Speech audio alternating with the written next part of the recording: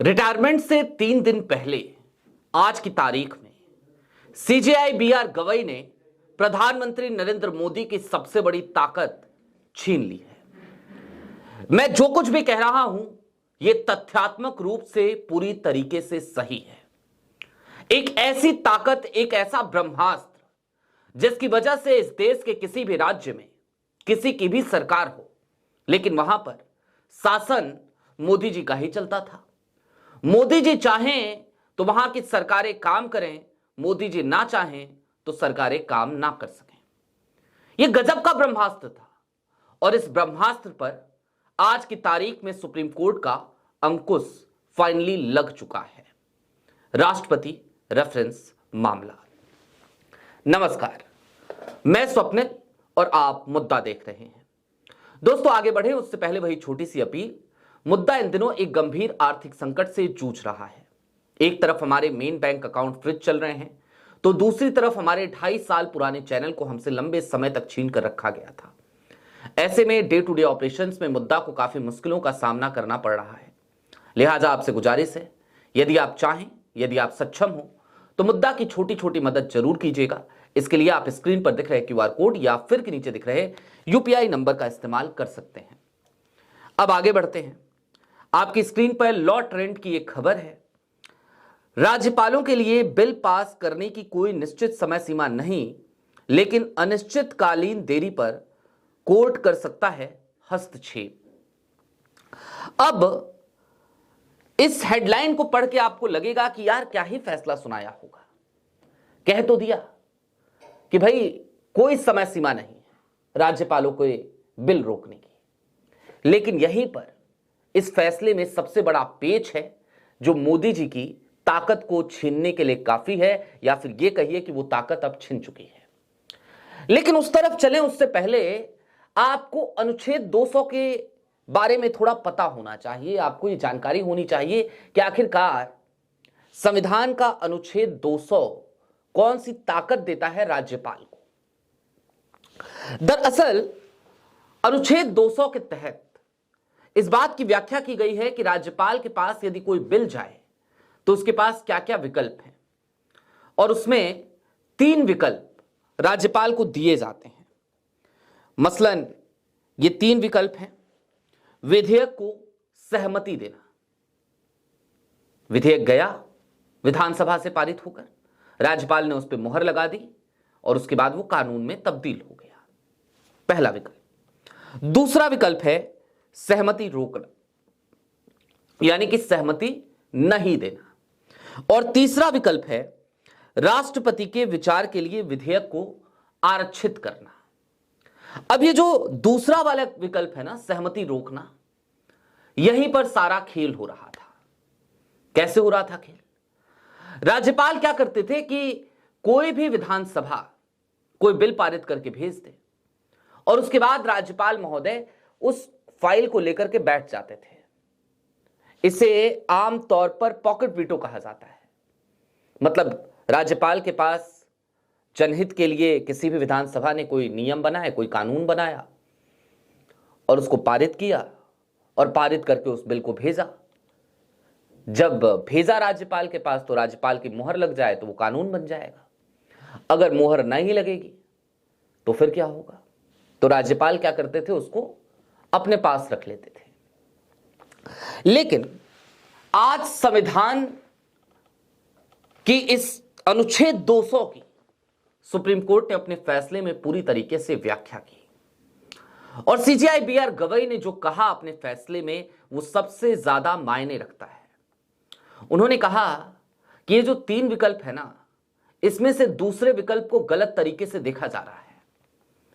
ये जो दूसरा विकल्प है विदहोल्ड करना या रख लेना, इसका मतलब सहमति रोकना, इसका मतलब बिल को रख लेना नहीं है। भाई बिल आपके पास आया है, या तो आप उस पर अपनी सहमति दे दो या राष्ट्रपति के पास भेज दो। और अगर इन दोनों में से आपको कुछ नहीं करना है तो आप उसे लेकर के बैठ नहीं सकते लंबे समय तक। समय सीमा तय नहीं करेंगे, लेकिन देरी होगी तो कोर्ट हस्तक्षेप करेगी।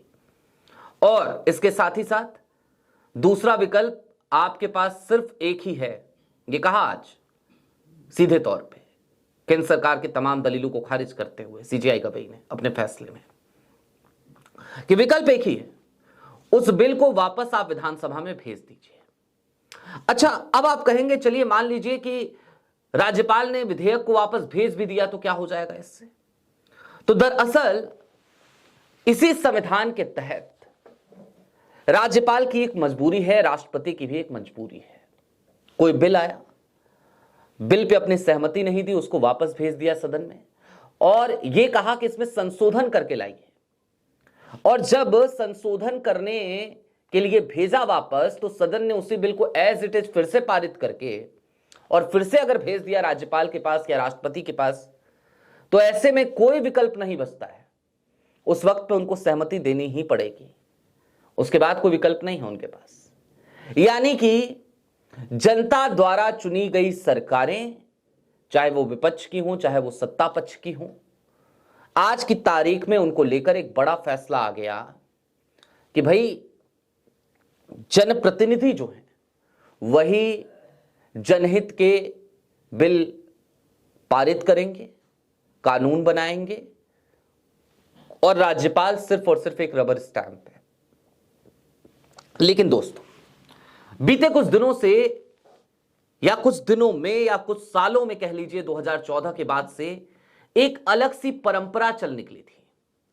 आज सुप्रीम कोर्ट का फैसला उसी परंपरा को रोकने वाला एक मील का पत्थर साबित हुआ है। परंपरा क्या चल निकली थी? आपने दिल्ली में देखा होगा, अरविंद केजरीवाल को बार बार उपराज्यपाल के सामने गिड़गिड़ाना पड़ता था, उपराज्यपाल किस तरीके से काम किया करते थे। आपने तमिलनाडु की सरकार को एक टसल करते हुए देखा होगा एन रवि के साथ। आपने केरल के पिनरई विजयन को, वर्तमान में तो खैर वो बिहार के हो गए राज्यपाल, आरिफ मोहम्मद खान के साथ टसल में देखा होगा। और हालिया दिनों में आप पश्चिम बंगाल में देख रहे होंगे किस तरीके की स्थिति बदस्तूर जारी है। कल्याण बनर्जी बनाम राज्यपाल, ममता बनर्जी की सरकार बनाम राज्यपाल। तो ये राज्यपाल जो थे, इनकी ये वाली जो ताकत थी ना विथहोल्ड करने की, पॉकेट वीटो की, जो संविधान की गलत व्याख्या करके ये कर लेते थे, आज सुप्रीम कोर्ट ने पूरे तरीके से उसकी व्याख्या करी। ये संवैधानिक पीठ का फैसला था, आपको यह भी जानना चाहिए।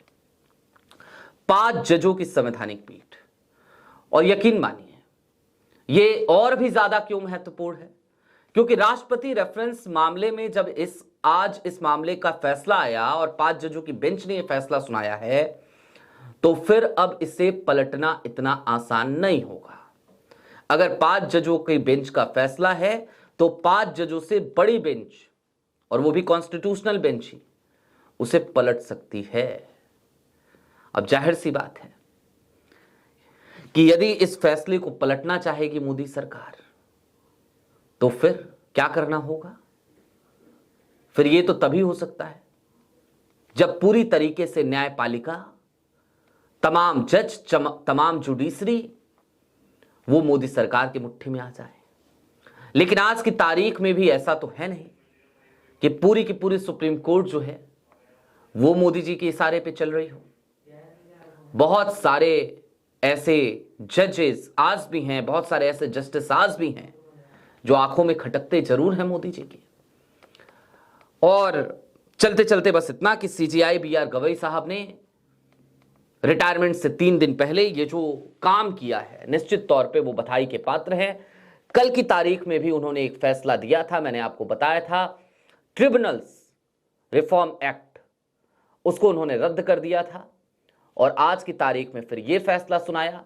अब इस बात की समीक्षा निश्चित तौर पर होगी कि जाते जाते रिटायरमेंट से पहले ही सीजेआई बीआर गवई ने क्या सारे प्लान तैयार कर रखे हैं? क्या आने वाले 3 दिन और भी ज्यादा भारी पड़ेंगे क्या मोदी सरकार पे? क्योंकि सीजेआई बीआर गवई की कोर्ट से निकला हुआ हर फैसला फिलवक्त मोदी सरकार को टेंशन देता हुआ प्रतीत हो रहा है। ट्रिब्यूनल रिफॉर्म एक्ट क्या था?